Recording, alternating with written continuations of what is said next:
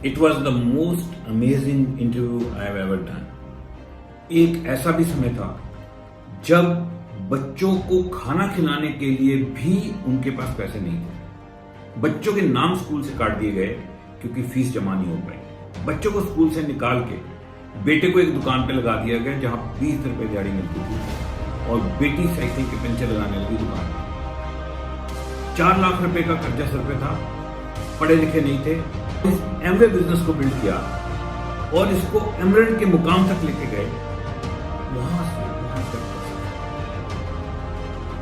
सोच के रोंगटे खड़े होते हैं, अगर ये बिजनेस न होता तो क्या कर रहे होते ये दुर्गा सिंह।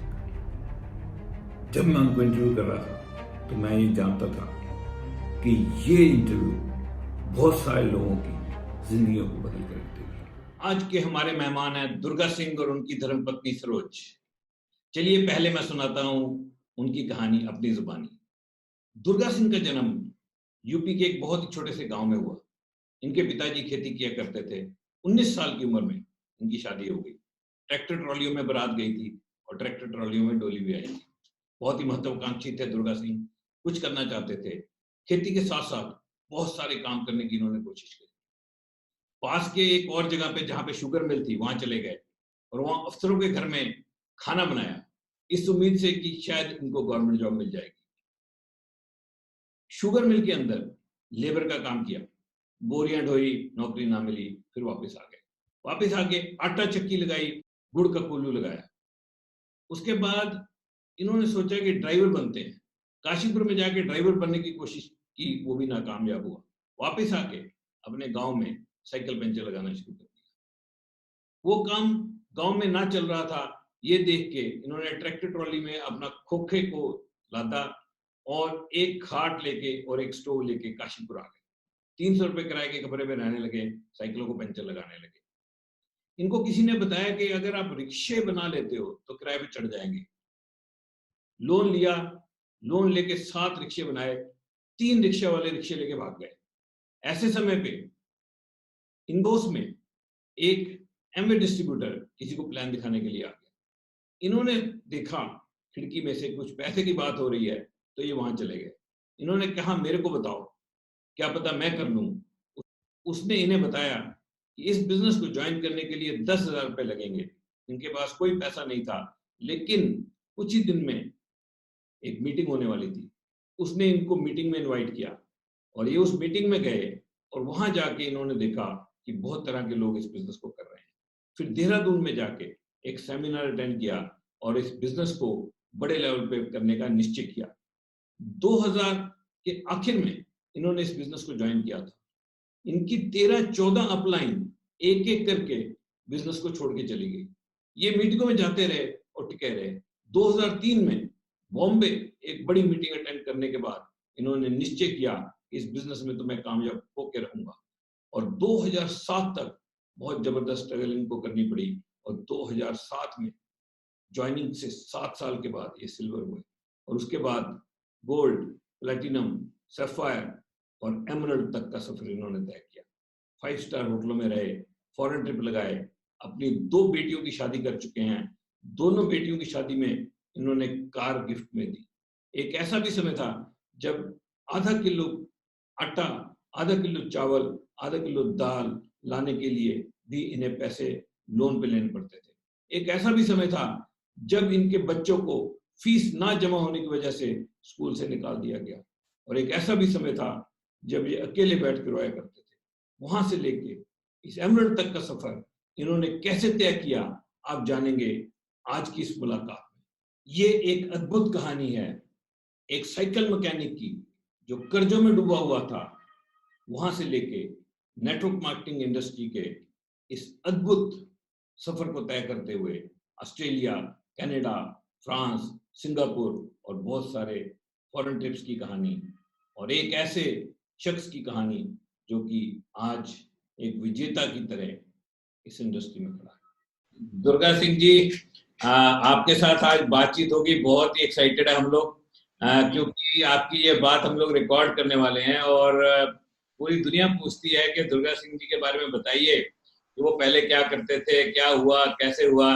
तो मैंने सोचा क्यों ना आपसे पूरी बातचीत सुनी जाए शुरू से। तो दुर्गा सिंह, तो शुरू से बताइए, आप जब पैदा हुए बचपन में तो कहाँ पैदा हुए आप, आपके पिताजी क्या करते थे और आपने क्या क्या काम किए और कैसे करके आप काशीपुर पहुंचे, वहां तक की कहानी थोड़ा बताइए। जी सर, मेरा जो जन्म हुआ बहुत छोटे से गांव में हुआ सर। गांव का नाम बहापुर है, तहसील ठाकुरद्वारा, डिस्ट्रिक्ट मुरादाबाद, यूपी का मैं रहने वाला हूँ। और मेरी जो वाइफ है वो डिस्ट्रिक्ट नैनीताल की रहने वाली है, जसपुर के पास मेघा वाला गाँव है। और शुरू से ही मैंने पहले लगभग पढ़ाई करी, पढ़ाई करते करते खेती की। उसके बाद जब मैं 8वीं में पास हुआ, 9th में फेल हो गया था, तो उसके बाद मैंने पढ़ाई नहीं करी। तो जब पढ़ाई नहीं करी तो फिर मेरे पिताजी ने कहा, बोले यार शादी कर दो इसकी। अब मैं उस समय 19 साल का था, मेरी शादी करते ही थे। शादी कर दी तो दिमाग में ये रहा कि जो कुछ करना था वो कुछ होगा नहीं। तो इसलिए पिताजी इतने घर से वो कुछ ठीक नहीं थे, 10-12 बीघे जमीन थी, तो वो खेती करते थे, मुझे हमेशा खेत में ले जाते थे। कुछ अपनी जमीन जोतते थे, किसी को बटाईदार की जोतते थे। तो ऐसा करते करते हम लोग क्या हुआ, मेरी शादी हो गई। उसके बाद शादी हुई तो वो भी ट्रैक्टर, बारात में से मैं अपनी वाइफ को लाया, तब भी ट्रैक्टर ट्रॉली में लाया। जो सामान था दहेज का वो भी उसी में आया, मेरी वाइफ भी उसी में आई। मुझे बड़ा गलत फील हो रहा था उससे। हालांकि हर आदमी शादी के लिए खुश होता है, मैं हल्का फुल्का इतना तो खुश होगा कि हाँ शादी हो रही है, लेकिन ये खुश नहीं था कि जिंदगी में जो होना चाहिए था वो नहीं है मेरे साथ। शुरू से ही लगता था। उसके बाद शादी हुई, शादी के बाद 5 साल तक बच्चे नहीं हुए। तो उसके बाद मैं 5 साल तक खेती करी मैंने। खेती करने के बाद कुछ आपस में नाराजगी हो, फिर मैं लगभग 85 86 में चला गया। मैं गदरपुर एक शुगर मिल बन रहा था, मैंने क्या पता यहाँ नौकरी लग जाए, तो मैं वहाँ शुगर मिल में चला गया। वहाँ मैंने सारा लेबरी का काम किया, केवल इसलिए किया कि कोई साहब मेरे को नौकरी लगवा देगा लेबरी में भी सरकारी, तो शायद कुछ हो जाएगा जिंदगी में। अब 4-5 साल तक हुआ मैं इंतजार करता रहा, लेबरी का काम किया, छबड़ी ढोई, सीमेंट के कट्टे उतारे ट्रक से, लोहे का उतारा, अंदर लेबरी का काम जो लोहे का होता अंदर वो भी किया। बहुत सारे ट्रैक्टर का जो काम होता था मैंने वहाँ सारा लेबरी का किया। खाना बनाता था साहब का, उसके बाद फिर वो ड्यूटी में जाता था, खाना बनाता था फिर ड्यूटी में जाता था, इस उम्मीद में कि कभी सरकारी नौकरी लग जाए। लेकिन सरकारी नौकरी नहीं लगी। 4 साल के बाद मैं वापस फिर गांव आया। मैंने 1 साल खेती की। उसके बाद फिर मैंने अपना खुद का बिजनेस करने की कोशिश करी। मैंने एक आटा चक्की लगाई, मैंने इंजन के लिए लोन लिया, मैंने चक्की के लिए लोन लिया। वो 1-1.5 साल चक्की चलाई, वो अच्छी चली। फिर उसके बाद अगले साल मैंने गुड़ का कोल्हू लगाया, गुड़ का कोल्हू लगाया, वो भी ठीक सा चला। लेकिन आपस भाइयों में हम में एकदम नाराजगी होगी, बस सारा उठमिट हो गया, अलग हो गए हम सब। मैं तो फिर जमीन पर आ गया। अभी तक जो आपने बात बताई है उसके हिसाब से, एक तो आपने 8वीं के आगे पढ़ाई नहीं करी, जी सर। दूसरा आपकी जो शादी की बारात थी वो ट्रैक्टर ट्रॉली में गई और आप सरोज जी को भी ट्रैक्टर ट्रॉली में भर के लाए वापस। जी सरोज जी, आपको कैसा लग रहा था उस टाइम पे ट्रैक्टर ट्रॉली में आपकी बारात आ रही थी जब? उस टाइम तो अच्छा लग रहा था कि हाँ चलो वो कुछ नहीं आता, यही सही। बड़ी मजेदार बात बोली आपने। तो इनके घर में माहौल कैसा था सरोज जी उस टाइम पे जब आपकी शादी हुई थी? और शुरू शुरू में तो माहौल अच्छा ही लगता है सबके घर का, जब बाद में बढ़ता है, जब बाद में यूज कराए सबको, तो जब पता चलता है कि हाँ कैसा बर्ताव होता है। क्या क्या बाद में क्या पता चला आपको? पता क्या चला, मुझे चावलों का शौक था, इनके घर में चावल नहीं होते थे तो चावल नहीं बनते थे इनके यहाँ पे? चावल क्यों नहीं बनते थे इनके यहाँ पे? चावल होते ही नहीं थे इनकी तरफ। अच्छा। हमारी तरफ होते थे, यहाँ जसपुर साइड में चावल होते थे, बहुत होते थे, तो हम अच्छा। तो बहुत खाते थे चावल। इनकी तरफ होते नहीं थे, तो वही थोड़े थोड़े मिलते थे। अच्छा। इसमें थोड़े थोड़े मिलते थे चावल। अब जब ढेर सारे खाने वाले हैं, थोड़े थोड़े मिले, तो वो महसूस तो कुछ होगा ही। बड़ी शॉर्टेज दिख रही थी आपको। तो ये दुर्गा सिंह जी फिर बाद में वहाँ शुगर मिल में चले गए और वहाँ इन्होंने दुर्गा सिंह जी वहाँ के जो ऑफिसर थे उनके घर में आपने खाना बनाया इस उम्मीद में कि आपकी नौकरी लग जाएगी, लेकिन लेबर का काम कराते रहे, नौकरी नहीं लगाई। नौकरी नहीं लगी सर। तो 4 साल के बाद आपने वहां पे खूब मेहनत करके लेकिन वापस आ गए और आके फिर, लेकिन आप में एंटरप्रेन्योर स्पिरिट बहुत थी। मैंने देखा बिजनेस किया आपने, आटा चक्की लगाई। आटा चक्की के लिए पैसे लोन पे लिए? नहीं, लोन पे लिए सर, पिताजी ने नहीं दिया था, एक पैसा भी नहीं दिया था। पिताजी से एक पैसा नहीं लिया, लोन पे पैसे लेके आटा चक्की लगाई, फिर गुड़ का कोल्हू लगाया और उसके बाद वो भी लोन पे था, गुड़ का कोल्हू भी लोन पे था। तो वो लोन उतार दिया क्या? हाँ, लोन उतार दिए थे। Very good. लोन उसी समय उतार दिए थे, उसी से काम करके। उसके बाद उसके बाद फिर आपस में घर में नाराजगी हो गई, भाइयों में नाराजगी हो गई। तो मैं कोशिश करी कि एक मैंने बैंक से लोन ले रखा था उस वक्त, अच्छा पिठोमा बैंक का बंदा था, फील्ड अफसर था, ब्रजपाल सिंह उसका नाम था। वो काशीपुर से रोज जाता था। अच्छा। वो बोला, यार तुम मेहनती आदमी हो, एक मेरा मैनेजर है, तुम उनकी कार चलाओगे ड्राइवरी में तो तुम्हें 1000-1200 रुपये दे देगा उस समय। हाँ। लगभग 2001 की बात लगभग बात है सर। हम्म। मतलब 2000 की बात है, जब मैं गांव में ही था। तो उन्होंने कहा जब नौकरी मिल जाएगी, अब मैनेजर की गाड़ी है वो चला लोगे तो तुम 1000-1200 रुपये दे देगा वो। तो मेरी भाई बोली ठीक कह रहे हैं, पढ़े लिखे आदमी, इनकी बात सुनो। और यहाँ इन गारे में, मिट्टी में, धूप में इतने तुम वो करते हो, सब जिंदगी खत्म हो रही है, तो इससे बढ़िया वहीं चले जाओ। अब इनको क्या दिक्कत है, एक मेरे भाई है मेरे, वो गाड़ी चलाते थे किसी की ड्राइवरी करते थे, तो वो हमेशा बड़े अप टू डेट होकर आते थे। अच्छा। तो इनको ये लगता था कि ये देखो ये कुछ है भी नहीं जमीन भांडा, फिर भी अप टू डेट होकर आते हैं, तुम ऐसे जंगल में काम करते हो। अच्छा। तो इन्होंने कहा तुम जाओ। काशीपुर जाओ। मैं नाराजी में वहां से आया सर काशीपुर। कितनी दूर था काशीपुर आपके गांव से? लगभग 38 किलोमीटर है सर। 38 किलोमीटर, वहां पहुंच गए आप? ठीक। पहुंचा नहीं अभी, मैं हाँ। गया 3 महीने तक, मैं लगातार उनके घर आता जाता रहा 3 महीने तक। अच्छा। मैंने वहाँ ड्राइवरी नहीं करी थी कभी, लेकिन मैंने गाड़ी चलाने की कोशिश करी, अच्छा। क्योंकि गांव में मैंने ट्रैक्टर चलाया था। तो मिस्र गाड़ी मैंने चलवाई उसने, लेकिन मेरा हाथ रमा नहीं हुआ। तो थोड़ा थोड़ा हाथ रमा हुआ, लेकिन डर लगता था कि पहाड़ों, वो मेरा भाई बोलता था पहाड़ों पर भी जाना पड़ेगा, वहां भी जाना पड़ेगा। तो मेरे को लगता था पहाड़ पर तो बड़ा मुश्किल है। तो फिर भी कोशिश करी, मैंने हिम्मत करी, लेकिन ड्राइवरी में 3 महीने तक मैं आता रहा गाँव से, लेकिन कहीं ड्राइवरी में नौकरी नहीं लगी। जब ड्राइवरी में नौकरी नहीं लगी तो मेरे को लगा कि यार क्या करना चाहिए, गांव से तो निकलूंगा। तो फिर मेरे दिमाग में आइडिया आया कि मैं गांव में ना, मेरा एक खोखा रखा हुआ था लकड़ी वाला, जो पंचर जोड़ता था मैं साइकिल के। अच्छा। वहां पे मेरे को आइडिया आया कि यार तू ये हाथ का हुनर है तेरे पास, तू इसको चला जा उठा के लेकर। तो मैं ट्रैक्टर ट्राली में वो मैंने भरा खोखा, और मैं अकेला जो था, यहाँ 300 रुपए का मकान मैंने कमरे पे लिया, एक रूम, और एक स्टोव था मेरा घर पे, मैं स्टोव लाया था, और एक खाट थी मेरे पास, चारपाई जिसको बोलते हैं। ये 3 चीज लाया था मैं। उसके बाद मैंने लगातार 2 साल तक काम किया सर साइकिलों का। पैसे कितने लेके आए वहां से? खोखा ले आए, ट्रैक्टर ट्रॉली में लग? एक रुपया नहीं था सर। तेल वाले को भी बड़ी मुश्किल से पैसे दिए थे। एक ट्रैक्टर, एक खोखा ले आए और एक स्टोव ले आए और 300 रुपए कमरा किराए पे ले लिया? जी सर। ठीक है। और अकेले रहने लगे? अकेला रहता था, अकेला। वाइफ को नहीं लेके आए? ये वाइफ को नहीं लाया था, बच्चों को नहीं लाया था। अच्छा। तो वहां से मैंने क्या किया, काम करना शुरू किया। तो पहले दिन मैं जब खोखा खोला, तो मेरे ना 9 रुपए मेरे पास आए थे। 9 रुपए उस दिन, पूरे दिन में 9 रुपए की प्रॉफिट आया था मेरे पास। सेल भी और प्रॉफिट भी सब वही था, पंचर जोड़ने का था। तो अगले दिन 20-30 रुपए का फायदा हुआ, अगले दिन फिर 60-70 रुपए का फायदा हुआ। मतलब लगभग वो 60-70 रुपए से कभी ऊपर नहीं जाने पाया। तो फिर मुझे ये लगने लग गया था 3-4-6 महीने में कि इससे भी कुछ नहीं होने वाला है, ये समझ में आ गया था। तो मेरे को ना एक रिक्शा वाले ने मेरे को सलाह दी कि मिस्त्री साहब, तुम मिस्त्री पने का काम करते हो, अगर तुम 6-7 रिक्शा खरीद लो तो एक रिक्शा 15 रुपए किराया देती है रोज का। अच्छा। और तुम हाथ के मैकेनिक हो और हम लोग चला ले करेंगे। तो मैंने कहा आइडिया तो ठीक कह रहा है। मैंने कहा रिक्शा कितने मिल जाती है? और कम से कम 1000-1200 की 1500 की रिक्शा मिल जाएगी। तो मैंने कहा 1500 लगा के या 1200 लगा के, अगर मेरे को 15 रुपए रोज के हिसाब से एक महीने का 450 रुपया हो गया। मैंने कहा 450 तो 350 रुपए भी अगर मेरे को एक रिक्शा बच जाती है। तो मैंने 7 रिक्शे ब्याज पे पैसे लिए, एक बंदा ऊपर वाले ने वो भी भेजा है सही। जिस रूम के पास में रहता था, इस रूम के पास में रहता था, एक अरोरा है, जैसा आपकी पगड़ी नहीं बनती उनकी भी नहीं बनती।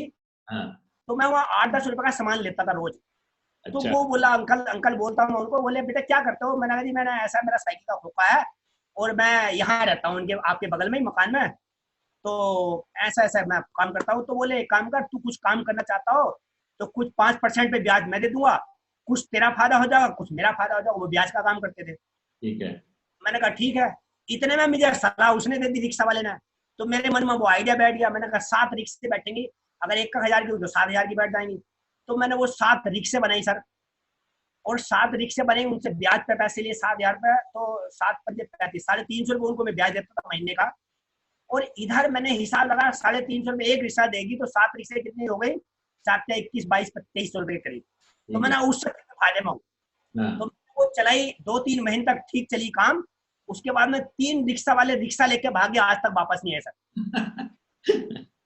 मैं उस वक्त मेरी आंखों में आंसू आए, मैं रोया काफी समय तक, क्योंकि कहते रहे जब बंदा भूखा होता है ना तो उसको बहुत परेशानी आती है।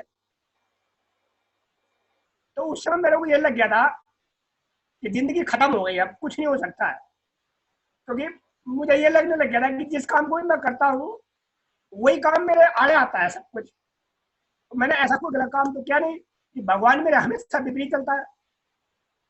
तो मैं उस समय बहुत उसमें था, मतलब परेशानी में था बहुत। उधर मेरे सिर पर कर्जा था कई सारा, 1-1.5-2 लाख का 3 लाख का कर्जा वहां गाँव में था, और जो गन्ने वालों के पैसे थे कुछ, और उसके बाद मैंने यहाँ पे कुछ पैसे ब्याज पे लिए, फिर 7,000 रुपये वो ब्याज पे ले लिया। जब बिजनेस ज्वाइन किया था तब भी 8% पे लिया था। तो मेरे को ये लग रहा था कि जिंदगी क्या होगा, कुछ समझ नहीं आ रहा था सर मेरे को उस समय। तो उसी पीरियड में जब ये बिजनेस मेरे पास आया, जब मेरे पास रिक्शे थी, तो तब उसने बताया कि 8-10 हजार रुपये लगेंगे बिजनेस में और इससे बहुत कुछ कर सकते हो तुम। तो वहां से मैंने, जब जिस रोड पर मैंने मेन रोड पर रखा हुआ था वहां से उठा के मैंने खोका, फिर अंदर आवास विकास में रखा ले जाकर शहर में। तो वहां से क्या होता था सर, वो मेन रोड पर ना एसडीएम, कभी पुलिस वाले, कभी कोई हटाओ हटाओ हटाओ, तो उसमें मेरे को वो बहुत लगता, झटका लगता था। मैंने कहा जो पंगा गाँव में था वही पंगा यहाँ पर आ जाए, यहाँ दूसरे पंगे हैं, वहाँ दूसरे पंगे हैं। तो मैंने कहा यार जिंदगी होगी क्या। ऐसे ही में 2-3 महीने ऐसे गुजर रहे थे। तो उसके पीरियड में बंदा आता, वही जिसकी बात बताई थी मैंने, कि मेरे घर के ठीक सामने बंदा प्लान दिखा रहा था स्टेट बैंक वाले को।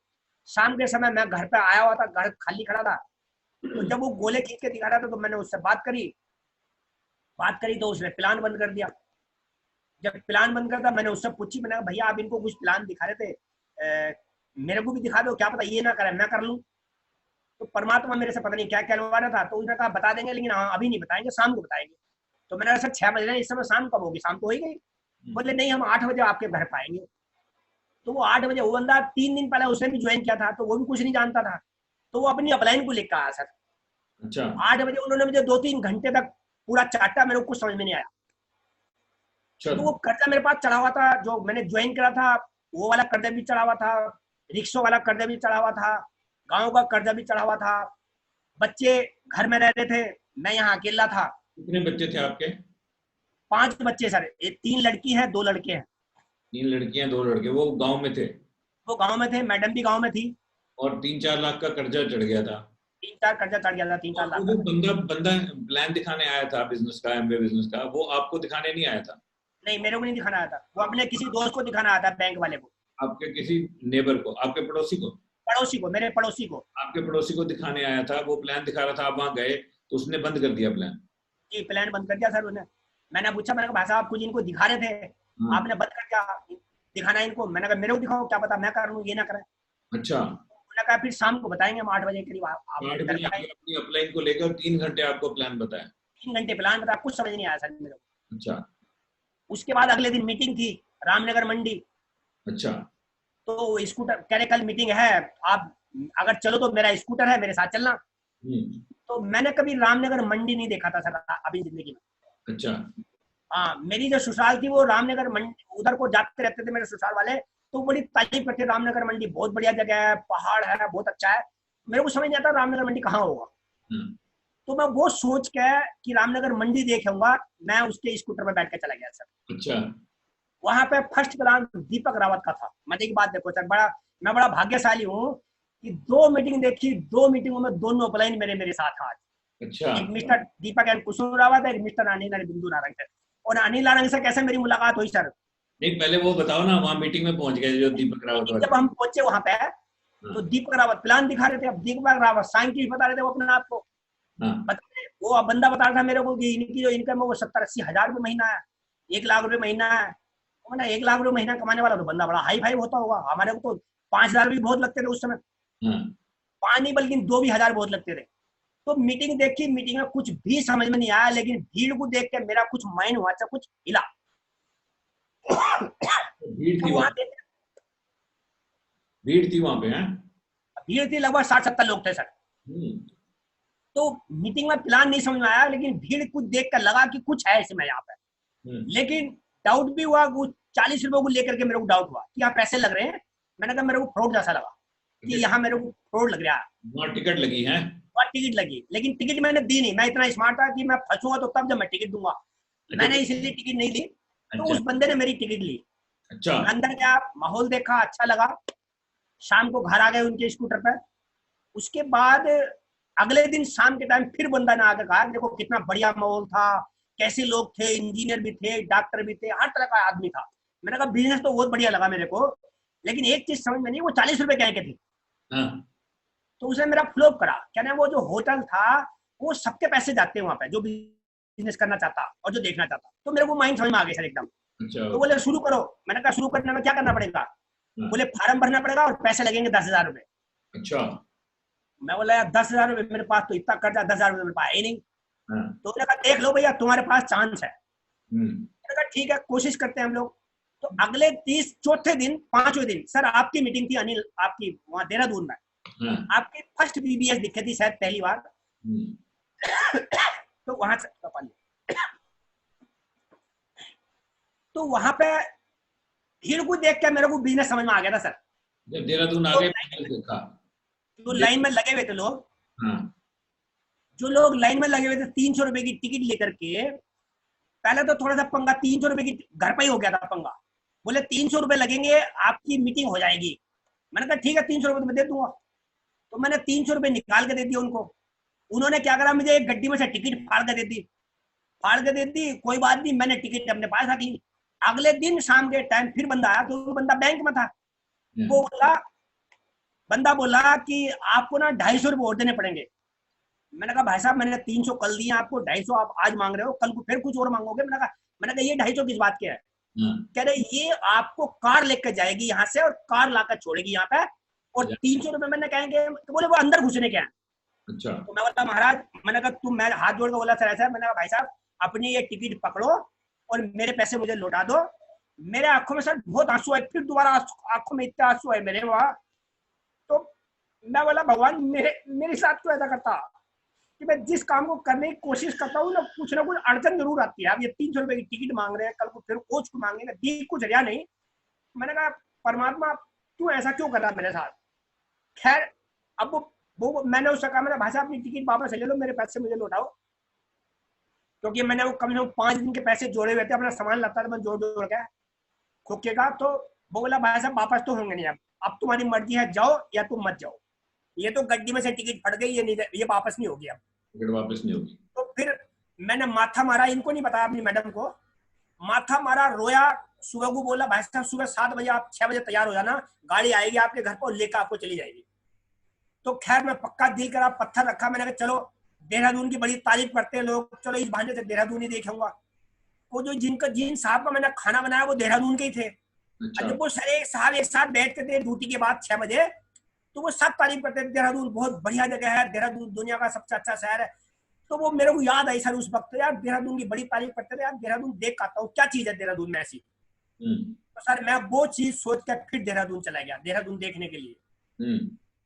वहां जाके जब मैं गया तो वहां लाइन लगी हुई थी बहुत सारे लोगों की, 300 रुपए की टिकट सबके पास थी। तो मैं बोला यार 300 रुपए में टिकट लेकर मैं अकेला ही बेवकूफ नहीं है, तो सारे पास 300 रुपए की टिकट है। तो वहां अंदर घुसने के बाद जब मीटिंग हुई और जब वहां बड़ा अच्छा सा माहौल मुझे मिला, और आपने जब ये बताया कि मैं 1 साल में बिजनेस से इस अपनी जॉब को छोड़ चुका हूँ एज एक्शन, तो मेरे को पूरी मीटिंग का सर वही याद है, वो कोई शब्द याद नहीं है ना, कौन रिकॉग्निशन क्या होती है, वो उस पहली बार में कुछ सीट से निकल गया सर ऊपर। तो मैंने कहा या तो ये बंदा बेवकूफ हो सकता है या फिर ये बिजनेस बहुत बड़ा है, 2 ही चीज हो सकती है। टांग के नीचे मैंने निकाला हाथ और वहीं पे कसम खा के आया कि इतने हजारों लोग एक साथ बेवकूफ नहीं हो सकते, कुछ तो बड़ी चीज है। और सर मैंने तो कसम खा ली, अपने बच्चों से ही बोल दिया कि बेटे एक बिजनेस मिल गया बहुत बड़ा, 3-4 साल की मोहलत मेरे को दो, कुछ मांगना मत मेरे से, बस खाली रोटी के अलावा कुछ नहीं दे सकता हूँ, लेकिन 4 साल के बाद मैं तुम्हें वो सब कुछ दूंगा जो इस दुनिया में बना होगा। मैंने अपने आप से प्रॉमिस किया सर।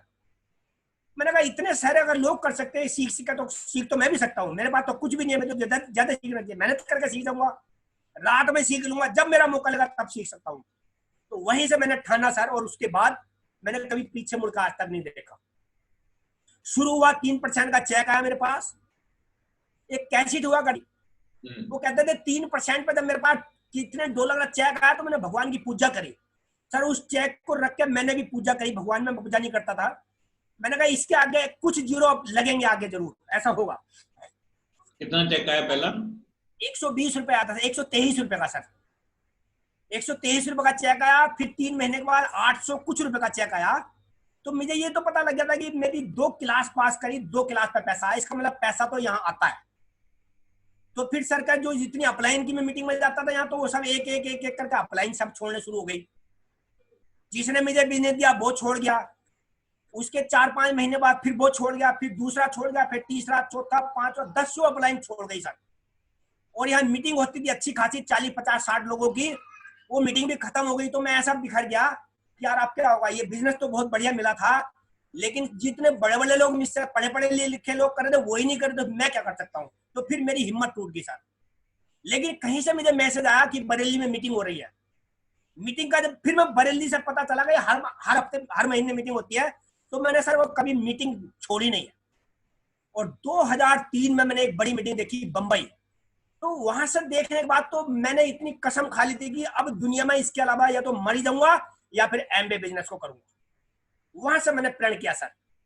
उसके बाद धीरे धीरे हम करते रहे 2003 में 2001 में मैंने शुरू किया और 2003 तक ऐसे रहे। लेकिन जब मेहनत करी तो हमने मतलब 2 साल में मैं 15% के करीब चला गया सर। आपने बिजनेस ज्वाइन कौन से ईयर में किया था? लगभग 2000 का लास्ट था, 2000 का 1 का शुरू था, 2000 होगा शायद लास्ट, 2000 का लास्ट। 2000 में आपने बिजनेस स्टार्ट किया और आपका 3% लेवल कौन से महीने में हुआ? वो ज्वाइन करते के साथ ही हो गया था सर, पहले महीने में। 15% कब हुआ? 15% हुआ लगभग 2003 के लास्ट में, 2004 में। 2004 में, मतलब 3 साल के बाद। हाँ, 15%। 3 से ज्यादा साल निकल गए और आपका लेवल 15%। तो जी। पीरियड था, इसमें बहुत कम आपको पैसे आए, तो आप टिके कैसे रहे? ऐसा ना सर, मैंने ये ठान लिया था कि मैंने अब ये बिजनेस बनाना है। तो वो जो अंकल मुझे मिले थे जिन्होंने रिक्शा में पैसे देते थे, मैंने उनको दोस्ती बनाई सर उनसे। मैंने कहा मैंने बिजनेस किया है बहुत बड़ा, इसकी मीटिंग है और मुझे मीटिंग में जाना, मुझे 700 रुपए चाहिए है, अपना ब्याज लगा लेना। अच्छा। तो मैं 700 रुपए लेता था और मीटिंग में जाता था। फिर अगले महीने फिर मीटिंग होती थी, फिर मैं लेता था उनसे। मैंने अंकल एक एक पैसे का ब्याज सब चुका दूंगा, बस तुम मेरा ये काम कर दो, मैं जी जान से मेहनत करूंगा पूरी। फिर वो पैसे देते थे, वो अपना हिसाब लिखते रहते थे, ब्याज जोड़ते रहते थे सारा। तो ब्याज पे पैसे लेके मीटिंग में जाते थे आप? जी सर। तो उसके बाद जब 15% पे मेरा लगभग 8-9 हजार रुपया आता था मेरे को उस समय 15% पे, तो मैंने उनका ब्याज देना शुरू किया और अपना थोड़ा सा और निकलना शुरू किया बिजनेस में पैसे लेकर। तो पहले महीने में मैंने ना 15% पे मोटरसाइकिल खरीदी सर। मोटरसाइकिल खरीद ली? हाँ, पुराने मॉडल की थी। एक 12% पे खरीदी थी उससे पुराने मॉडल की, 15% पे खरीदी थी उससे अच्छे मॉडल की। तो 12% से पहले आपके पास क्या था जब आपने पुराने मोटरसाइकिल? साइकिल थी सर, बाइसिकल थी, साइकिल। पहले साइकिल पे चलते थे, 12% पे पुरानी मोटरसाइकिल ली, 15% पे थोड़ी बेटर ली। हाँ, बेटर ली सर। ठीक है। उसके बाद हम गए 2007 में सिल्वर। 2007 में सिल्वर हुए, यानी कि सिल्वर जाने में आपको 7 साल लग गए, ज्वाइनिंग से 7 साल। जी सर। अब ये 7 साल तक टिके रहना और ब्याज लेके मीटिंगों में जाना, ये सब आपको अंदर से शक्ति कहाँ से आती थी? सर मैंने कसम खा ली थी अपने आप से कसम खा ली थी कि अगर ऐसे ऐसे प्रोफाइल के लोग बात कर रहे हैं लोगों से, तो मैं क्यों नहीं कर सकता हूँ। रही बात, एक चीज और समझ में आ गई थी सर। एक बार 2003 में मैं एक सेमिनार में गया था। उस सेमिनार में मुझे एक किताब मिली थी, बिजनेस स्कूल। मैंने वो खरीदी थी, मेरे पास पैसे नहीं थे, मैंने डाउनलाइन से पैसे लिए और वो 200 रुपए किताब खरीदी। वो किताब मैंने सर कम से कम 300 बार पढ़ी उस वक्त। मैंने वो सर लगातार कंटिन्यूस पढ़ता था। उसमें तो मेरे को एक बात समझ, जी सर, क्या समझ में आया? मेरे को एक बात ये समझ में आ गई थी कि अगर गरीब होने की एजुकेशन लोगे, एक अमीर होने की एजुकेशन लोगे, तो मेरे को ये समझ में आ गया था गरीब होने की एजुकेशन और एक अमीर होने की एजुकेशन। तो मेरे को ये समझ में आया था कि अगर यदि मैं अपने बच्चों को पढ़ाता हूं आज की डेट में, तो ये पढ़ने के बाद इनके पास डिग्री तो आ जाएगी, लेकिन उससे पैसा नहीं आएगा। तो बच्चे मेरे वहां से यहाँ आ गए थे शायद 2002 में। 2002 में दिन 3 में लगभग आ गए थे बच्चे मेरे, मैं लाया था।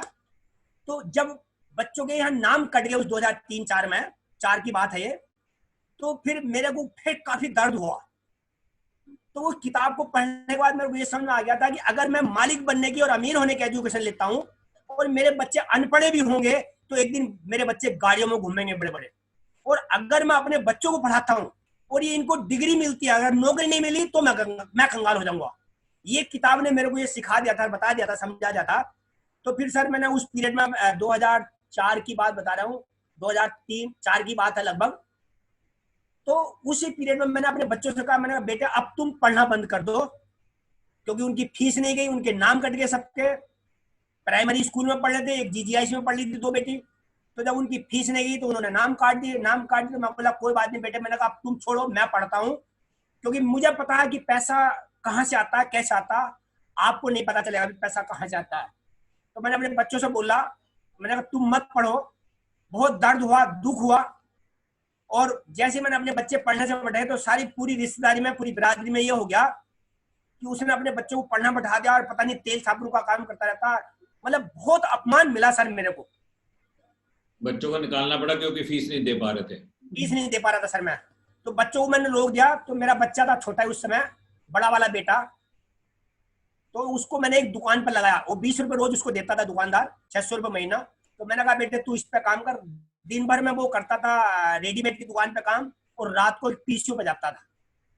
मेरी बेटी पंचा जोड़ना सीख गई थी, तो अबेर सवेर बीच में जब मैं प्लान दिखाने जाता था, बच्चे बेटी पंचा जोड़ती थी। तो उस पीरियड में ना हमारे पास कोई साधन नहीं था इनकम का, कर्जा भी था, सब कुछ था। तो हमारा जो वर्तमान आता था वो ये आता था, कभी कोई प्रोडक्ट बेचे हम साबुन, या कभी कोई ग्लिस्टर बेचे तो हम आटा ले आते थे, चावल ले आते थे। और कभी किसी दिन ऐसा आता था कोई प्रोडक्ट नहीं बिकता था, तो पता लगा बच्चों ने पंचा जोड़ दिए 2, तो 5 रुपए उनको उसमें मिल गए, तो उन्होंने आटा ले लिया आधा किलो। कभी 10 रुपए आ गए तो आधा किलो आटा, आधा किलो चावल ले लिए मोटे। तो उस पीरियड में हमारा 2000 लगभग 4 तक तो सर बहुत बड़ा टिपिकल सिचुएशन था हमारे पास। लेकिन मैंने अपने बच्चों से कह दिया बेटे अगर तुम मेरा साथ दोगे तो मैं जिंदगी भर तक तुम्हारा साथ नहीं छोड़ूंगा, कभी भी जिंदगी भर तक तुम्हारे लिए सब कुछ करूंगा। उसके बाद जब 2007 में हम अक्टूबर में सिल्वर गए, मेहनत करी हमने, उस पीरियड तक काफी कर्जा मेरे पास हो गया था। तो 15% से अच्छा बिजनेस था मेरा, 3-4 लाख से बिजनेस था। तो कभी 15% में 200 बीबी से रह जाता था, कभी 4200-4400 बीबी रहता था। कई बार ऐसा होता था एक महीने तो हो गया 4400 बीबी, एक महीने हो गया 3800 बीबी। कई बार ऐसा हुआ कभी 3900 बीबी रह गया, 100 बीबी लगाने के पैसे नहीं सर, आइडिया उतना दिमाग में नहीं आता था। तो मिसा आलोक उपाध्याय जी पूछते दुर्गा सिंह आपकी क्लोजिंग हो गई? मैंने कहा सर हो गई। बोले यार ये 200 बीबी लगा लेते। मैंने कहा सर पैसे लगाने को है नहीं, आगे पूरा मेहनत तो मैंने पूरी करी लेकिन कुछ हो नहीं गया, अब कैसे करूं? तो बोले फिर कैसे करोगे? मैंने सर कोई उपाय नहीं है मेरे पास। फिर मैं उनसे बोलता था, मैंने सर मैंने बड़ा सोचा हुआ है, मैंने किताब पढ़ी थी कि सर ये 3800 बीबी के लिए बिजनेस में नहीं आया हूं सर, मुझे डायमंड जाना, मैं उसके लिए बिजनेस में आया हूं। मैं अपने मन को ये समझाता था। एक किताब में लिखा था, एक डायमंड को सुना था मैंने कि जितना बड़ा सोच सकते हो उतनी फ्रस्ट्रेशन कम होगी, और जब छोटा सोचोगे तो सारी फ्रस्ट्रेशन घर पर आ जाएगी। तो मैंने बड़ा सोचा हुआ था बहुत सारी चीजें। तो उसके बाद में सर ये चलता रहा। कई बार ऐसा चैलेंज हुआ, मेरे बच्चे घर में हैं, शाम को ना प्रोडक्ट बिका, ना कोई पंचर वाला आया, तो रात को खाने का भी दिक्कत आती थी। तो दुकान से उधार लाता था उसी दिन, आधा किलो आटा, आधा किलो चावल। करते रहे सिचुएशन उसमें चली गई। लेकिन मैंने कभी ना कर्जे को देखा, मैंने कभी ये नहीं देखा मेरे पास कर्जा है, ना मैंने कभी ये देखा कि मेरे पास खाने को नहीं है। मेरे को हमेशा ये दिखता है कि कल तू बहुत बड़ा आदमी बनेगा, कल तू बहुत बड़ा आदमी बनेगा, कल तू बहुत बड़ा आदमी बनेगा, कल तू बहुत बड़ा आदमी बनेगा। मेरा फोकस हमेशा उस पर ही होता था, कल तू बहुत बड़ा आदमी बनेगा, ये टेम्परेरी है, जो भी आया टेम्परेरी है। बिजनेस रॉबर्ट टिकियो कहता था कि ये जो चैलेंज है टेम्परेरी है, परमानेंट चैलेंज कभी नहीं हो सकता। बस हिम्मत, मुझे बिजनेस स्कूल की किताब हिम्मत देती थी, लुई करोल स्वप्न से वंचित न रहेगा, एक मेरे को वो हिम्मत देती थी। और एक किताब आई थी मेरे पास हिंदी में, जीत आपकी। ये 4 चीज ने मेरे को बहुत मोटिवेट किया सर, इनकी वजह से मैं आज तक टिका पड़ा हूं। तो जैसी जी सर। दुर्गा सिंह जी, आप प्लान किसको दिखाते थे? ये मतलब आपका सर्कल तो बहुत छोटा था, तो आपने किसको प्लान दिखाया? सर मैंने ना जो उस समय एमबे की एमाग्राम आती थी मैगजीन, एमबे की मैगजीन आती थी सर, तो मैं ना वो धीरे धीरे पढ़ता था। एक मीटिंग में बताया था कि अगर यदि आप ये मैगजीन पढ़ते हो, एमाग्राम पढ़ते हो, तो इसमें आपको ये पता लगा किस किस प्रोफाइल के लोग बिजनेस करते हैं। तो मैं जब उनको पढ़ता था तो मुझे लगता था कोई इसमें इंजीनियर है, कोई डॉक्टर है, कोई सेल टैक्स में कमिश्नर है, कोई पीएचडी वाला है, कोई अमेरिका से आके कर रहा है, कोई कनाडा से आकर। तो मेरे को ना ये मोटिवेट करता था सर। तो मैं फिर उन्हीं लोगों को, उन्हीं को प्लान दिखाता था और मैगजीन साथ में रखता था। मैंने कहा सर देखो ये सेल टैक्स कमिश्नर ये बिजनेस कर रहे हैं, ये डॉक्टर है इन्होंने बिजनेस को बनाया है, ये एक्शन है इन्होंने बिजनेस को बनाया। सर मैं तो साइकिल के पंजा जोड़ता हूँ, लेकिन मैं एक बहुत बड़े सिस्टम से जुड़ा हुआ हूँ सर, एक बहुत बड़ी संस्था से जुड़ा हुआ हूँ जो आपकी जिंदगी को बदल सकती है। मैं ये इस बात आपकी वो एक सीडी भी सुनी थी मैंने सर, वो टूल के ऊपर जो थी, बहुत जबरदस्त टूल के ऊपर थी, वो मैंने पूरी ऐसे लपेट ली थी अपने दिमाग में कि बंदा जब स्पॉन्सर होगा तो मैकेनिक के नीचे होगा, बंदा जब स्पॉन्सर होगा तो मैकेनिक के नीचे होगा। मैंने सर वो आपका जो टूल था ना बहुत जबरदस्त, मैंने टूल का भी इस्तेमाल करना सीखा सर शुरू से। जब मैं सिल्वर हुआ 2007 अक्टूबर में सिल्वर हुआ सर, तो पहला चेक मेरे पास 39,800 कुछ का आया था सर। मैंने अपनी जिंदगी में पहली बार 40-42 साल की उम्र में पहली बार वो चेक देखा था सर। मेरे को बहुत खुशी मिली जब चेक आया, मेरी आंखों में बहुत सारे आंसू आए और बहुत खुश भी हुआ मैं, और मेरा जोश कई गुना और बढ़ गया सर उस पैसे को देख के। उसके बाद अगले महीने 10,000 हुआ, 15,000 हुआ पीबी, उसी अगले महीने भी हुआ तो मैं गोल्ड हो गया तीसरे महीने सर। जब गोल्ड हुआ तो मैं एक सोफा सेट खरीद कर लाया, एक दीवान बेड खरीद कर लाया अपने घर में, नई मोटरसाइकिल खरीद कर लाया सिल्वर के, जिस दिन सिल्वर हुआ था उससे अगले दिन। और जब गोल्ड हुआ तीसरे महीने में तो एक फ्रिज लाया, और जब 6 महीने में प्लेटिनम हुआ तो मैंने एक गैस का कनेक्शन कराया, क्योंकि मेरी रोटी हीटर पर बनती थी सर, प्लेटिनम तक हीटर पर रोटी बनती थी मेरी, स्टोव भी नहीं था, वो स्टोव भी खत्म हो गया था। फिर उसके बाद मैंने इन्वर्टर लगवाया, फिर एक गद्दे लाया, मतलब कुछ ऐसा सामान लाया कि जो मेरी जिंदगी में, मेरी शादी में कभी कुछ मैंने देखा ही नहीं था अपने घर में। मेरे घर में प्लास्टिक की कुर्सी भी नहीं थी सर। तो जब मैं प्लेटिनम हुआ और टोटल सामान मेरे जब घर में आया सर, लेकर नई मोटरसाइकिल और नया गद्दा, नया फ्रिज, नया इन्वर्टर, नया सब कुछ, और जब नवंबर में जब जीआईपी आया तो मैं धनतेरस दिन कार भी लाया खरीद कर सर अपनी। कितने तो पैसे, उस समय मुझे ऐसा लगा। कितने पैसे आए नवंबर में जीआईपी में, कितने पैसे आए थे? मेरे को 1,80,000 रुपए थे सर जीआईपी का। कौन से साल की बात है? ये 2000 नवंबर 2007 की बात है सर। नवंबर 2007 में 1,80,000। 1,80,000। तो कार खरीद के लाए। कार कितने की थी? सर मैं कार तो प्लेटिनम पे वैसे ही जा रहा था खरीदना, क्योंकि मेरे को 50-55 रुपए की इनकम आ रही थी मेरे को उस समय। तो मेरी इच्छा भी थी कि मैं प्लेटिनम पे कार खरीदूंगा। भाई यहाँ गलती मैंने किसी अपलाइन से बात नहीं करी थी कि लेना चाहिए नहीं लेना चाहिए। वैसे लेना चाहिए, अपलाइन से बात करके लेना चाहिए, क्योंकि अब ये चीज धीरे धीरे समझ में आ रही। तो खैर कोई बात नहीं सर। तो हम धनतेरस के दिन प्लेटिनम पे गए, और हम मैसेज आने से पहले, पैसे आने से पहले हम एक दिन पहले चले गए थे हल्द्वानी। तो मैंने उस अंकल से बोला हुआ था जिससे मैं ब्याज पे पैसे लेके आता था, मैंने कहा कार लेने जा रहा हूँ, इतने पैसे दे देना, मेरे पैसे कुछ आएंगे, जीआईपी आएगा मेरा धनतेरस पे, मैं तुम्हें दे दूंगा। अच्छा ये विश्वास नहीं था कि मुझे धनतेरस पे पैसा आएगा। मैंने कहा लोग कहते हैं धनतेरस पे आता है, तो मैंने कहा 50,000 भी आ गए तो भी मजा आ जाएगा, बस मेरे को ये खुशी थी सर इतनी। तो जब मैं वहां गया धनतेरस पे हल्द्वानी के शोरूम में, तो धनतेरस के दिन हमें भीड़ बहुत ही नहीं मिली कार। उससे धनतेरस के दिन, हाँ धनतेरस से एक दिन पहले गए थे, और धनतेरस के दिन जब वो मैसेज आया 1,80,000, कांग्रेचुलेशन डियर, मतलब उसमें लिखा था डियर दुर्गा सिंह, आपका जीआईपी आपके अकाउंट में चला गया, कांग्रेचुलेशन, आप अपना अकाउंट चेक कर सकते हो। सर मैं इतना खुश हुआ, मेरे दोनों बेटे थे, मेरी मैडम भी साथ में गाड़ी लेने गए थे। तो मैंने उस अंकल से बोला, मैंने आप पैसे, अब तुम्हारे पैसे की जरूरत नहीं है, मैं उसको लेके गया था। अच्छा। मैंने कहा तुम्हारे पैसे की जरूरत नहीं, मैंने उसको मैसेज दिखाया, वो बड़ा खुश हुआ, उसकी आंखों में आंसू आए। उसी से सारा पैसा ब्याज पे ले लेके मैं मीटिंग में प्रोडक्ट भी खरीदता था, सब कुछ मैंने ज्यादातर उसी को किया सर। जब प्लेटिनम से फिर मैंने अपना कर्जा काफी सारा उतार दिया सर। उस समय उतारने के बाद फिर मैं 1.5-2 साल तक प्लेटिनम रहा सर।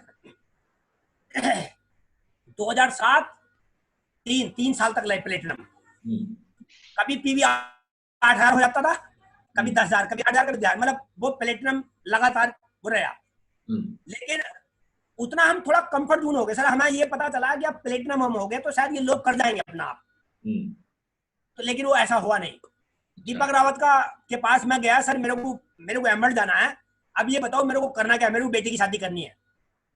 मैं उनके घर पर गया, उन्होंने मुझे काउंसलिंग बताई, मेरे मन में सवाल चल रहा था कुछ, मैं बोला सर मैं प्लेटिनम हो गया, इस लैग में भी 3 सिल्वर में, इस लैग में 3 सिल्वर है, इस लैग में 3 सिल्वर में, तो मैंने कहा अब तो ये करेंगे, अब तो मैं इधर नहीं करूंगा ना काम पे। तो उन्होंने मेरे को बताया दुर्गा सिंह जी आप भूल जाओ, अगर एमरल्ड फाउंडर प्लेटिनम जाओगे तो भी अपनी वजह से जाओगे या अपलाइन की वजह से जाओगे, मतलब जो भी लेवल अचीव करोगे एमबीए बिजनेस में केवल या तो अपलाइन की वजह से या अपनी वजह से करो, डाउनलाइन की वजह से कोई लेवल अचीव नहीं हो सकता।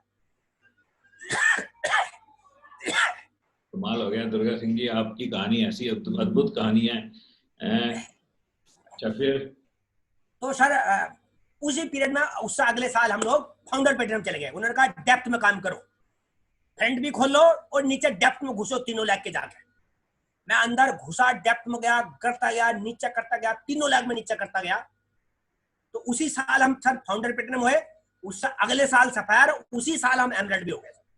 मतलब सफायर और एमरल्ड सेम साल में? हाँ, सफायर और एमरल्ड सेम साल में सर। मतलब प्लेटिनम गए, फिर फाउंडर प्लेटिनम गए, अगले साल सफायर और एमरल्ड एक ही साल में चले? जी सर, जी सर। कमाल हो गया। फिर मैंने फाउंडर प्लेटिनम पे बेटी की शादी करी। अच्छा। जो मेरी बड़ी बेटी थी उसका जो जीआईपी आया सर, मेरे को आया था 5.5 लाख रुपए। मैं इतना खुश हुआ कि मैंने अपनी जिंदगी में पहली बार ये अमाउंट देखे हैं सर, और बहुत खुश हुआ। बेटी की शादी बड़ी दिल खोल कर करी, सेंट्रो कार उसको गिफ्ट करी मैंने। जो दहेज में जो नहीं देना था मैंने वो भी कोशिश कर दी देने की, क्योंकि मेरी बेटी ने जो जो मांगा मैंने उसको फिर मना नहीं किया सर। मैंने कहा बेटे तुमने मेरा साथ दिया है, मैं तुम्हें खुश करूंगा बिल्कुल अब जिंदगी भर। तो जो उसने मांगा मैंने वो दिया जैसे हिसाब था। और उसके बाद फिर हम ऑस्ट्रेलिया भी गए। लोग शादी करने के बाद हरिद्वार नहीं जाते हैं, और हम शादी करने के बाद अगले महीने हम ऑस्ट्रेलिया गए सर, अगले 2-3 महीने के बाद। फिर 3 साल सर हम अपने लेवल पर है एमरल्ड पे। फिर एमरल्ड गए 2013 में, फिर मैंने दूसरी बेटी की शादी करी 2014 में, 2013-14 में।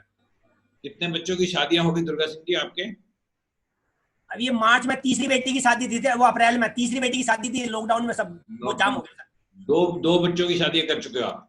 जी 2 की शादी करी, दोनों की मैं कार दी है सर, दोनों की शादी में गाड़ी दी आपने? हाँ सर। दुर्गा सिंह जी आप कौन कौन से कंट्री में गए एमबीए के थ्रू? सर हम लोग ऑस्ट्रेलिया घूमे, कनाडा घूमे, ऑस्ट्रेलिया, कनाडा, फ्रांस और बाली, दुबई, सिंगापुर। बहुत सारे कंट्री आपने घूम लिए।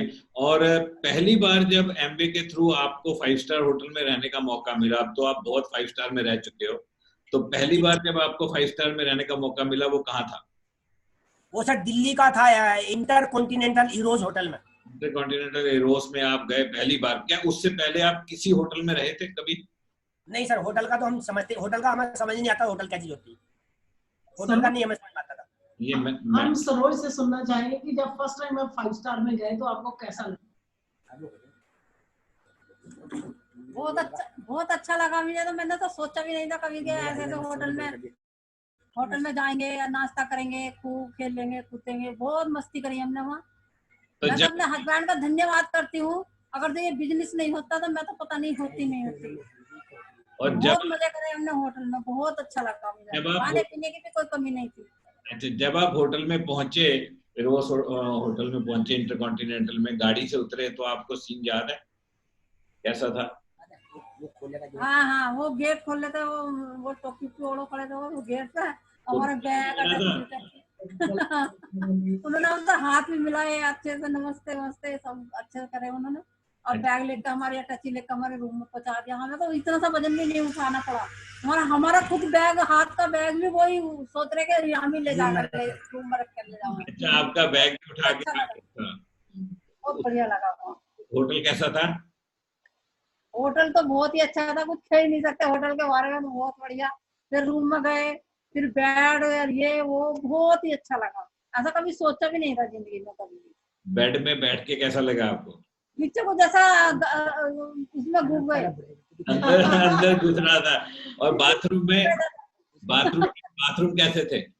बाथरूम भी बहुत अच्छे थे, उसमें टीवी लग रहे थे, उसमें और डीजे लग रहे थे, बहुत अच्छे अच्छे गाने चल रहे थे स्पीकर में, और नहाने की बहुत अच्छा, बहुत मस्ती करी हमने, बहुत देखा।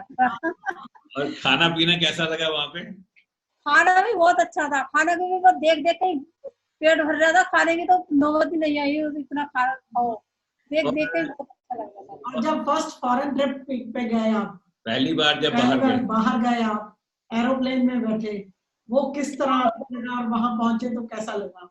बहुत ही अच्छा लगा। मैंने तो अपने हस्बैंड की धन्यवाद दिया, मैंने ऐसा हस्बैंड सबको मिला, मैं हवाई जहाज में घुमा रही, मैं तो कभी सोच भी नहीं सकती थी, और ये बिजनेस ही ऐसा है, बिजनेस ही घुमा रहे ना, तो कोई नहीं घुमा सकता। हवाई जहाज में बैठे तो फिर डर लगा कुछ? हाँ, जैसा ऐसा उड़ लिया था ऊपर को, ऐसा थोड़ा थोड़ा लग रहा था, ये साइड में देखने में डर लग रहा था कि कितनी ऊपर आ गए हम, कुछ नहीं दिख रहा नीचे का। और जब आपके काफी हालात खराब हो गए थे घर के, ये बिजनेस कर रहे थे, तो तब आपको किस तरह का लग रहा था कि हो जाएगा, कि मन में कभी डर भी आता था? सब यही सोचे कर रहे थे कि ये आदमी, हमारे मम्मी पापा भी यही कह रहे थे, ये हमारा दामाद अच्छा नहीं मिला, ये हमारी लड़की को बर्बाद ही करेगा, बच्चों को खाने को नहीं है, ये नहीं है, वो नहीं है, और ये हमने बिजनेस कर लिया, इसमें क्या रखा है, कुछ नहीं है, तुम्हें लूटेंगे लोग। हमारे पिताजी क्या कह रहे थे, ये जो जी तुम सीडी सुन रहे हो, किताब पढ़ रहे हो, लोग तुम्हें लूटने वाले हैं, लूटेंगे तुम्हें। हमारे पिताजी क्या कह रहे थे, एक दिन मैं भी ऐसा दामाद बनूंगा कि तुम्हें कुछ न करके दिखा दूंगा। बहुत धन्यवाद देखे गए हमारे पिताजी, अब तो नहीं है दुनिया में, चले गए, 2 साल हो गए। तो अभी आपके रिश्तेदार क्या कहते हैं? अभी क्या कहते हैं? अभी क्या कहते हैं? जब अभी विश्वास नहीं है ना रिश्तेदारों को, अभी नहीं है, तो तुम्हारी किस्मत है, ये तुमने कर लिया, हमसे नहीं होगा, ये ऐसा कहते हैं। हमारी किस्मत अच्छी थी है। हाँ। और आपको याद है उस टाइम पे जब ये पहले शुरू में इन्होंने ज्वाइन करा था, तो प्रोडक्ट जब आपके पास आए तो आपको महंगे नहीं लगे? आप इस्तेमाल करते थे प्रोडक्ट? बहुत महंगे लगे। मैं तो सोच के कर रही थी, मैंने जब हमारे घर में इतनी बड़ी किट आई थी, तो मैं सोच के कर रही थी, मैंने हम गांव के रहने वाले हैं, ये शहर है, मन की दीपावली पे या होली पे किसी को गिफ्ट उफ्ट देते हैं ना, मैंने कोई गिफ्ट आया होगा अच्छा होगा। और जब हमने वो खोल कर देखा, हमें बताया भी नहीं था जब इन्होंने ज्वाइनिंग करी थी, जब खोल कर देखा तो उसमें एससीएट, एलओसी, उसमें पेस्ट, उसमें कुछ बहुत ये घर के यूज करने का सामान था। मैं बोली, मैंने 5 बच्चे हैं, मेरे 5 बच्चों के साथ में तुम ये इतने महंगे सामान यूज करोगे तो तुम तो और भी बर्बाद हो जाओगे, जैसा तुम गांव में करते थे वैसे यहाँ करने लगे, तुम कैसे बच्चों की शादी करोगे। तो ये कह रहे हैं कि चलो करके देखते हैं, एक दिन ऐसा आएगा जो बच्चों की शादी इस बिजनेस से ही अच्छी होगी। आपको थोड़ी बहुत उम्मीद थी कि ये कर जाएंगे, या आपको लगता था नहीं करेंगे? नहीं थी, कोई उम्मीद नहीं थी। किसी को, हमें परिवार को किसी को नहीं थी उम्मीद, लेकिन इनको थी कि मैं कर दूंगा। वो अकेले को थी है? इनको अकेले, आपको कोई उम्मीद नहीं थी? मुझे उम्मीद थी। तो आपकी जब मीटिंग देखी थी देहरादून में, जब गई थी मैं मीटिंग देखना, आप दोनों आए थे, जब आपकी मीटिंग देखी थी, तब थोड़ा थोड़ा ऐसा लगा था ये लोग कर सकते, तो चलो हम भी देखते करते। अच्छा, मीटिंग देख लेते करके, देख लेते करके, होगा या नहीं। उम्मीद कम थी, लेकिन विश्वास नहीं था कि हो जाएगा। तो अभी आप कैसे सपोर्ट करते हो दुर्गा सिंह जी को बिजनेस बिल्ड करने में? अब तो हम पूरी सपोर्ट करते हैं, सब सारे ट्रेनिंग कर लेते हो, प्रोडक्ट ट्रेनिंग? ये तो खैर यही तो मैं तो नहीं करती, यही करते हैं, मैं तो नहीं करती, लेकिन आपके बारे में बता देते हो लोगों को? हाँ, ऐसे मुझे मानी बता देती है, अच्छे प्रोडक्ट हैं, हेल्थ अच्छी होगी, इससे बढ़िया यूज करो, तुम्हारी बीमारी निकलेगी तुम्हारे अंदर की। हम साथ में रहते हैं, हम भी करते हैं यूज, तो आप और आपके कुछ अपने भी कस्टमर बने सरोज जी? आपके अपने भी कुछ ग्राहक बने हैं आपके थ्रू, जिनको आप सामान देते हैं? दोनों के ग्राहक हैं, दोनों जगह तो दोनों के ग्राहक रहे हैं। ठीक है, बहुत बढ़िया। दुर्गा सिंह जी, नहीं करती हैं, साथ में रहते हैं। दुर्गा सिंह जी, आपकी सोच में क्या बदलाव आया? आप क्या सोचते हो? दिमाग में आपके क्या चलता है अभी आजकल? अब सर मेरे दिमाग में आगे का बहुत बड़ा विजन हो चुका है सर मेरे दिमाग में। तो अभी तक तो वैसे विजन तो मेरा BMW लेकर के पहले से बहुत बड़ा है, लेकिन जो मैंने अचीव किया अभी मुझे नहीं लगता कि मैंने 0% भी अभी अचीव किया, मतलब जो मेरी माइंड सेट है। क्योंकि अभी मेरे पूरे जिंदगी में सर मेरे एक जिद है, मैंने मेरी अंदर से आती है आवाज की मैंने हेलीकॉप्टर खरीदना, मेरे अंदर से आवाज आती है सर। अभी थोड़ा बस ये रास्ते में चल रहा हूँ, बच्चे की शादी हो रही है, थोड़ा ये नहीं बढ़ जाऊंगा ना सर, फिर मैं पूरी फाइट मारूंगा। मेरे को अभी 26 साल की उम्र ज्यादा लगती नहीं सर मेरे को। मैं आज भी अपने बच्चों से ज्यादा एक्टिव हूँ। बिल्कुल। तो हेलीकॉप्टर खरीदना आपने पक्का? सर मेरी अंदर से, मेरी अंतरात्मा से मेरी आवाज आती है ये कि नहीं, ये तू इसीलिए पैदा हुआ है। अगर भगवान ने इतना कष्ट दिया है और भगवान ने आपको इतनी इतनी उससे निकाला है, तो तुझे कुछ करने के लिए कुछ करने के लिए पैदा किया है। आप कह रहे हैं कि आप अपने बच्चों से ज्यादा एक्टिव हैं, इसका क्या कारण है आपके हिसाब से? बस एक सबसे बड़ी बर्निंग डिजायर, जोश है। Very good. आपने अपने दीवारों पे कोई ड्रीम, कोई और स्टेटमेंट, कोई और पोएम, कोई इस तरह की चीज लगा रखी है कमरे में? हाँ, बहुत सारा लगा हुआ सर। और दिखाऊं कैसे सर आपको? पढ़ के बताओ क्या लिखा हुआ है। पढ़ के ये बताता हूँ सर। एक पर तो लिखा हुआ है, परफेक्ट परिस्थिति का इंतजार मत कीजिए, परफेक्ट परिस्थिति का इंतजार मत कीजिए, आज से अपने लक्ष्यों को पाने के लिए पूरी ताकत झोंक दीजिए। सफलता इंतजार से नहीं आती बल्कि काम करने से आती है। वेरी गुड, बहुत बढ़िया। और क्या लिखा है? गरीबी अमीरी एक ही विचार की संतान है, गरीबी अमीरी एक ही विचार की संतान है, जितना कठिन संघर्ष होगा जीत उतनी शानदार होगी।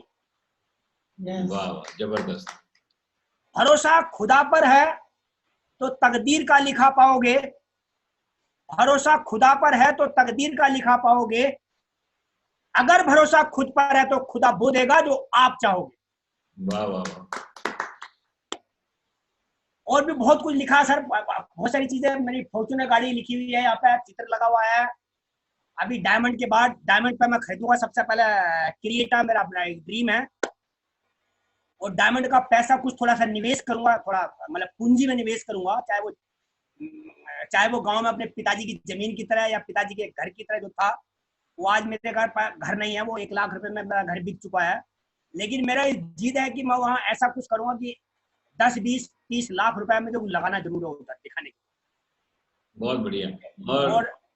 और मेरा घर लगा हुआ है, घर का भी मेरा वो लगा हुआ है, फोटो लगा हुआ है, हेलीकॉप्टर लगा हुआ है, मैडम और हम ऐसे खड़े हुए स्विमिंग पूल पे। अभी अगर उठ जाता है तो थोड़ा सा दिखा सकता हूँ आपको, आप देख सकते हैं तो सर।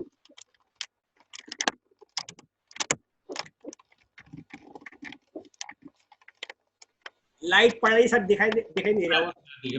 दिख रहा सर बहुत सुंदर। आपने घर आपका दिख गया, आपने बहुत सारी तस्वीरें लगा रखी हैं और बहुत कुछ लगा।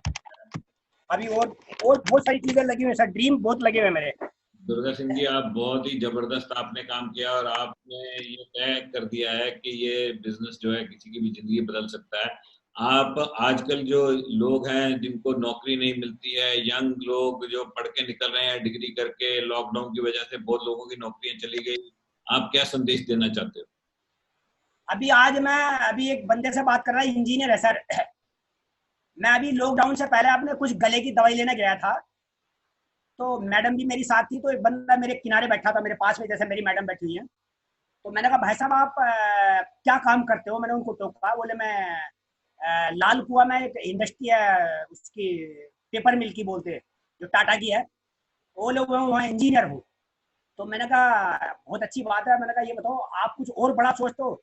मैंने कहा साइड में आपको 50,000 रुपये स्मार्ट तरीके से आ जाए, मेहनत कम करनी पड़े, ज्यादा आए, तो मैंने कहा आप ऐसा बिजनेस पसंद करोगे? मेरे पास बहुत जबरदस्त आ गया, इंटरनेशनल है।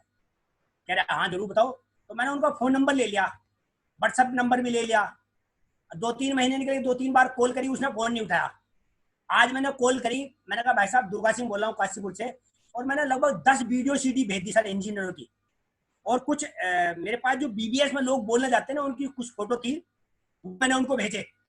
तो वो कह रहा हाँ हाँ मैं समझ गया भाई साहब। तो मैंने कहा ये बताओ आजकल आपकी इंडस्ट्री बंद है या अभी चल रही है लॉकडाउन पीरियड में? कह रहे थे इंडस्ट्री तो सब बंद है 3 महीने से पूरी।